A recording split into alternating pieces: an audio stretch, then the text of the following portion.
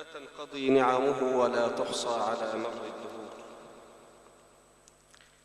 وسع الخلائق حلمه مهما ارتكبوا من شرور. سبقت رحمته غضبه من قبل خلق الأيام والشهور.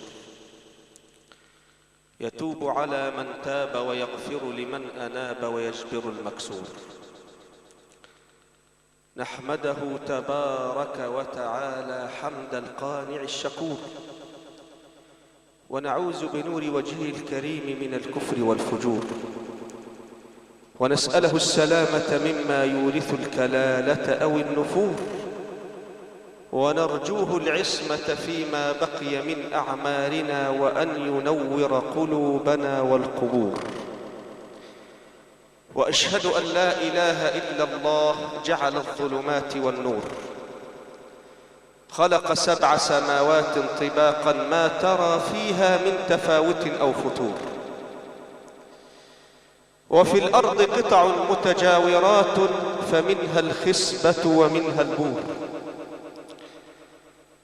أنزل من السماء ماء فمنه أنهار وآبار وبحور. ميز الأشياء بضدها فبالظل عرف الحرور. فلولا الأعمى ما اعتبر البصير، ولولا السقيم ما شكر السليم. ولولا الله ما اهتدينا، ولولا الخوف ما انتهينا، وإلى الله ترجع الأمور. ونشهد أن سيدنا وحبيبنا وعظيمنا محمد كامل النور، مرفوع ذكر الحبيب في التوراة والإنجيل وكذلك الزبور. مزمل بالفضيلة مدثر بالطهر والعفاف، مبرأ من الشرور. ما كان الحبيب سبابا ولا مرتابا، ولا سلب بالحيلة أهل الدسور. ما لبس الحرير ولا نام على الوسير، ولا شيدت لسكناه القصور. ما استكت منه بالرعب أسنان، ولا ارتعدت من هيبته أبدان، ولا قيل من أجله الزور. ما وهنت عزيمته ولا تغيرت سجيته، ولا أصابه من المديح غرور. هو الرحمة المهداة محمد، وهو النعمة المسداة محمد. ولو اتبعنا سنة الحبيب ما اختلطت علينا الأمور. اللهم صل وسلم وزد وبارك على الآل والصحب، وقنا بحبهم كل الشرور. ثم أما بعد، سيدنا وتجرسنا الشيخ محمد دكتور محمد السيسي تكلم عن سيدنا النبي، واحنا بنسمع ياما قوي عن سيدنا النبي، وربنا نادى سيدنا النبي زي ما قال الدكتور محمد: وعزتي وجلالي يا محمد لو سلكوا إلي كل طريق واستفتحوا علي كل باب لن أفتح لهم حتى يأتوا خلفك. لازم تيجي من وراء النبي، لأن الوحيد اللي نقدر نضمنه من البشر هو الحبيب النبي محمد. لذا ربنا جعل الأسوة الحسنة: لقد كان لكم في رسول الله أسوة حسنة. واحنا بنسمع كتير جدا، ودي مش شأن، نسمع خطب، نسمع مواعظ، نسمع على المقابر، كل اسبوع بتسمع خطبة. بس احنا مش موضوعنا دي، موضوعنا انك انت هتطبق. لان ربنا اتكلم عن بني اسرائيل اللي كانوا علماء. رايك تصلي على حبيب النبي لما اتكلم عن التوراة قال: يعرفونه كما يعرفون ابناءهم. عارفين التوراة كويس قوي بس ما تطبقوش. صليت على حبيب النبي وقال لهم: أتأمرون الناس بالبر وتنسون أنفسكم وأنتم تتلون الكتاب. وقال: وفبشر عبادي الذين يستمعون القول فيتبعون أحسنه. وبنكرر تاني، احنا عارفين اللي بيتقال اي شيخ على المنبر في ناس اعلم منه، بس فين التطبيق؟ امتى هنطبق؟ امتى بقى هننفذ؟ تسمع كلام زي العسل: ايها الرجل المعلم غيره، هلا لنفسك كان ذا التعليم، تصف الدواء لذي السقام وذي الضنا، كيما يصح به وأنت سقيم، لا تنهى عن خلق وتأتي مثله، عار عليك إذا فعلت عظيم. ربنا جاب آية لأمة النبي تشيب، قال لهم: يا أيها الذين آمنوا لما تقولون ما لا تفعلون. ليه يا رب؟ هي فيها مشكلة يعني؟ قال: كبر مقتا عند الله أن تقولوا ما لا تفعلون. واحد شايل مية بس عطشان، ولذلك الواحد هينسأل، ربنا يقول للواحد: يا دكتور محمد، يقول له: ماذا عملت فيما علمت؟ زي ما سيدنا النبي علمنا وقلنا قبل كده في 7 أسئلة ربنا هيسألك عنه، والأسئلة مكشوفة: من ربك؟ وما دينك؟ وما نبيك؟ وبعدين تنسأل عن عمرك يوم القيامة، وتنسأل عن شبابك، وتنسأل عن علمك، وتنسأل عن مالك جبته منين ووديته فين. العملية مش مطلوبة، 7 أسئلة حضرهم.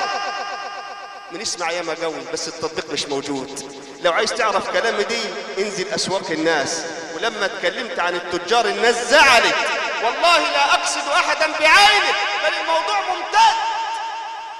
تدخل حتى في بلاد الغرب تلاقي بيطبقوا الأخلاق بتاعتهم في أمانة والتاريخ الصلاحية مظبوط، والحاجة تجيبها تقعد عندك تغيب، يقول لك: أنا مش عايز مصري، أنا عايز مستورد. ليه؟ لأن المصري المسلم ما تطبقش كلام النبي. يجي في الرز محوش لك 20 طن رز، ما سمحتش النبي لما قال المحتكر ملعون، ولا بتسمع من هنا وتودي هنا. يا أخي ده صحابة النبي محمد كان الواحد يقعد 6 شهور في سورة هود. ليه يا عم؟ ما تخلص القرآن. قال: أصل كل آية بنسمعها لازم نطبقها من مدرسة سيدنا النبي محمد، مش موضوع احفظ وخلاص. ما احنا علماء يا اخوي. ده انت بيجيلك محمد حسان في البيت وانت على النت كده شايف محمد حسان وشايف المشايخ وعالم وعارف، وكل واحد عارف الصح من الغلط. ليا واحد صاحبي بصلي على النبي اقسم لي بالله، قال واحد خطب في الكوبانيه زمان، قال قعد في خطبه 6 شهور خطبه. قلت له: ازاي يا حاج؟ قال: كرر الخطبة للناس 25 مرة. قلت له: ازاي يعني؟ قال: والله قاعد يقول الخطبة فسألوه، قال: يا اخي حفظناها، ما فيش انا الخطبة دي كلنا حفظناها. قال: والله ما نمغيرها لما تطبقوا الأول. طبقوا بقى يا اخي، لحد امتى هنتكلم وخلاص؟ ده احنا ربنا لما اتكلم عن بني إسرائيل قال: ده عارفين النبي صفته ايه في التوراة بس ما امنوش بيه. الكلام حاجة والفعل حاجة، ولذلك ربنا هيسألك على الفعل، يقول لك: انت سمحت يا ما جاوب في حجة عليك. ولذلك كان هدي رسول الله يقول: اللهم إني أعوذ بك من علم لا إيه لا ينفع. ده سيدنا النبي علم بس ما نفعش. طبق بقى. شوف بقى أيام النبي محمد صلى الله عليه وسلم لما سيدنا عمر في مرة، ما تصلي على الحبيب النبي محمد. وقبل ما نقول لك قصة عمر، إمام أبو حنيفة كان بتاجر بس كان ماشي على مدرسة النبي، وكان عنده محل قماش. يعني لسه بكلمك اهو، واحد تاجر عنده محل قماش ومشغل عنده واحد واعي، يعني واحد دايق زي ما بيقولوا كده، بيعرف يلف، يقول لك يبلف الزبون، يعني عفريت. فلما جاء الراجل قاعد يطبق له في سب من القماش، قال له: خد، وباع له. وبعد ما جه صاحب المحل قال له: انا عملت لك فصل النهارده. قال له: قال له: السب المعيوب بيحتهولك. وصلي على المصطفى محمد. قال: السوق اللي كان في حته من تحت مقطوعه ديت وكان في حته كده يا حاج علي. قال له: بحته. قال له: بحته لمين؟ قال له: بحته لواحد يهودي. نقول له: انت قول لا اله الا الله، قد يهودي قال: جيت بيع له الحته المعيوبه دي. مبسوط. قال له: مبسوط ايه؟ واد راح فين؟ قال له: مشى من هنا. قال: اقسم بالله تني مشي وراه 3 ايام. وصلي على النبي. يا عم يبيع بقى وخلص. 3 ايام ماشي وراه. ليه ماشي وراه؟ ليه؟ قال: عشان يرجع له البضاعة، يرجع له الفلوس ويرجع البضاعة. ساعة ما وصل يقول: يا اخي بنلف عليك يا 3 ايام، هات السوب المعيوب وخد فلوسك. قال له: ياخد الفلوس اللي مديها لك مزورة. والله تبت من الآن. انت تبع مين؟ قال له انا تبع النبي محمد. من اي دين؟ قال له دين النبي محمد. اللهم صل وسلم وزد وبارك على رسول الله. قال اشهد ان لا اله الا الله وان محمدا حبيبي رسول الله. كان يدخل واحد التاجر يرجع الناس بالاسلام معاه راجعين. ليه عمل كده؟ في خلق، في امانه، وفي صدق، وفي يقين، وفي مدرسه النبي محمد صلى الله عليه وسلم. وجدك لا تتعجب الان لما الناس يقول لك فيه مرض موجود بسبب اللي الناس بتعمله ببعض. وربنا قال لنا كده في القران، قال ان الله لا يغير ما بقوم حتى يغيروا ما بانفسهم. لازم نتغير، لازم السوق يتغير. لما الناس فهمت زمان، قلنا الناس قالت إقامة الصلاة، فكروا إقامة الصلاة في الجامعة بس. يدخل الجامعة يصلي ركعتين يقول لك اديت ربنا حقه. مش هي دي. واحد دخل مرة فلقى واحد بيصلي وراه يطول جو في الصلاة، فلما طول في الصلاة سأل يقول له يا أخي نفسي نتعلم نصلي زيك، نفسي كده يبقى زيك كده. قالوا أنت اللي ما تعرفوش عني كمان إن أنا صايم كمان، إن أنا يا دكتور محمد. قالوا أنا كمان صايم. شفت الراجل بقى يا أخي أنا صايم كمان. قال له بالله عليك أنت وشك كده منور، خلي جنبك الناقة ديت لحد ما نروح نصلي العصر ونجيلك. رجع لقى الرجل بيع الناقة ونسف فلوسها وعد. فقال ايه؟ قال صلى فأعجبني وصام فرابني، نحي القالوس عن المصلي الصائم. صلي تصلي لا، ده مش هدي رسول الله محمد صلى الله عليه وسلم. وجاك عشان ما نطولش عليك ان احنا لازم نعمل زي ما عمل صحابة النبي محمد. والنبي محمد داخل من بره وبيخطب، فلقى واحد بره كده، فأشار رسول الله محمد بيقول للصحابة اجلسوا. الرجل قاعد بره الجامع قاعد، فسألوه النبي والله ما يقصدك، ده النبي بيقول للناس التانيين اجلسوا. قال ما دام النبي محمد اجلسوا فجلست، لحد ما جاله سيدنا النبي وهو طالع من الجامع بعد صلاة الجمعة. قال له ايه مقعدك في الشمس والبرد، قاعد في الشمس وفي التراب ليه؟ قال سمعتك يا حبيبي يا محمد تقول اجلسوا فجلست طاعة للحبيب النبي محمد. سيدنا حنظلة في يوم قاعد وكان لسه متجوز جديد، فجأة زوجته قالت له النبي محمد بينادي عليك. امتى الكلام دي؟ قالوا ليلة الدخل. يا ولاد انا لسه قالت له لازم تنزل للنبي محمد، مش نادي عليك النبي ليه؟ قال لها ليه؟ قالت له مش ربنا بيقول في القرآن يا ايها الذين امنوا استجيبوا لله وللرسول اذا دعاكم، وقال لا ترفعوا اصواتكم فوق صوت النبي، انزل للنبي. نزل.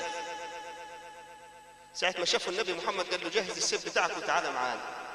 دخل المعركة قتل، وهم بيجيبوا الناس المقتولين لقوا واحد راسه بتنزل ميه. فالنبي محمد قال لهم عايزين نسأل نشوف ايه السر، الراجل ده متغسل جاهز. نسأله مين؟